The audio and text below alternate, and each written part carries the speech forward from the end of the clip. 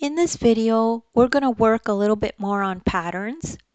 So if we have a problem like this that says fill in the missing number in the pattern, and we have a series of numbers and then a blank one that we're supposed to fill out, right? So we have 1, 6, 11, and 16. So step 1 is to try to find the pattern. So you start with 1 and see how the numbers change. Look at how much to add to each number to get the next number. Okay, so let's do that. So we could see here, to get from 1 to 6, we add 5. To get from 6 to 11, you also add 5. To get from 11 to 16, you also add 5. So the rule is to add 5 each time.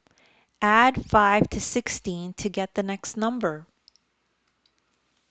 So let's do that. So 16 plus 5 equals 21.